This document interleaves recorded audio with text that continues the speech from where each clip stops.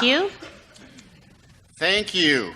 I'm a chef, which means I'm a very successful dishwasher. It's a little different.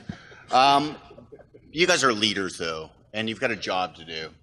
I lead a kitchen, and my job is to cultivate talent within that kitchen. Your job in your community, in your states, is a much bigger one. You have to cultivate a next generation. And the only way we cultivate and educate and have kids pay attention in schools is to make sure they're fed. In the early 1940s, we started enriching flour and wheat and grain, and that was predominantly done to feed soldiers on a battlefield in World War II. And we won that war because of initiatives like that. You have initiatives now that you can put in table in your states that will give every kid a chance to pay attention in first period on Monday morning, which is critical to the future of this country. It's critical to me to find a workforce. I employ 250 people in Georgia, and it's really important for me to have a generation that comes after my current workforce that will pay attention and learn and be activated and inclusive and understanding and have abilities. If you walk into a public school in Athens, Georgia, where I live, and on Monday morning see kids lackadaisical and not paying attention, it's because they haven't eaten in 48 hours. This is the most abundant nation on earth. We can't abandon a generation by not feeding them something that costs a very, very small amount for paying back for a future generation. This is a huge issue. So it's very urgent, this power of breakfast, what it does, and having breakfast within the classroom and having that inclusive nature of a meal to empower a child is just amazingly beneficial to all of us. I have 2 daughters over there. They're well fed.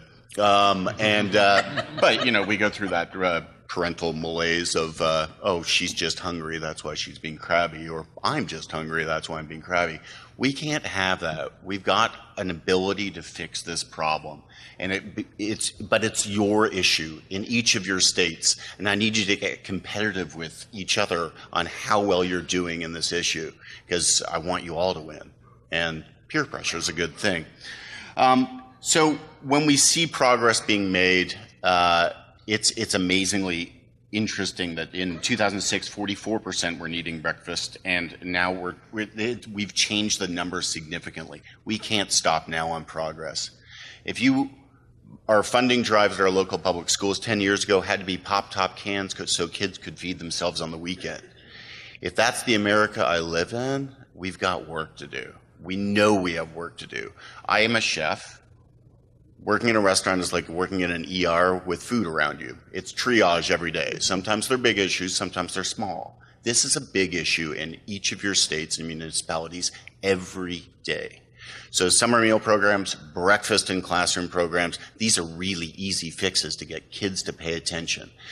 I send my kids to a wonderful public school. I send them there not because they're going to get the best education necessarily. I send them there because I have time to devote to that school and engage with my community, as a lot of parents of those schools don't, because they're now working 3 jobs, having trouble making choices whether to pay the electric bill or put sustainable, good food on the table for their kids.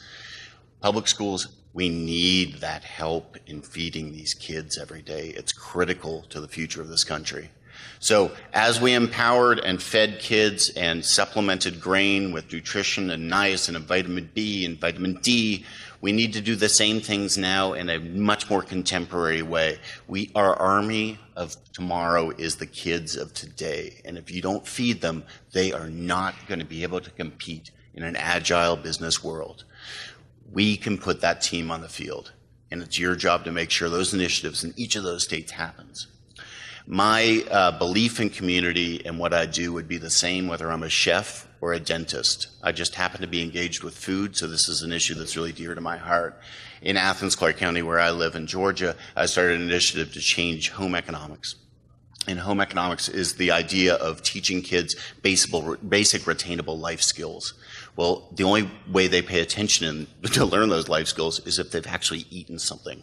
But if they can poach an egg and make a vinaigrette later on in life, and they remember what I taught them, that's great. It's open source. You can ask me about it.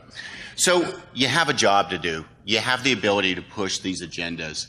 You have this ability to do it for all these kids, because that's what we need to do. We need to realize that this is a team. This is America, and we need to feed all of them. If we're going to be a competitive sports team, you're going to make sure that you're following nutrition and all those athletes. If you're a competitive, agile society and community, you need to be doing the same thing. Over there, you can go get ants in a log. Go eat some. It's good. It's what we're feeding kids now in schools.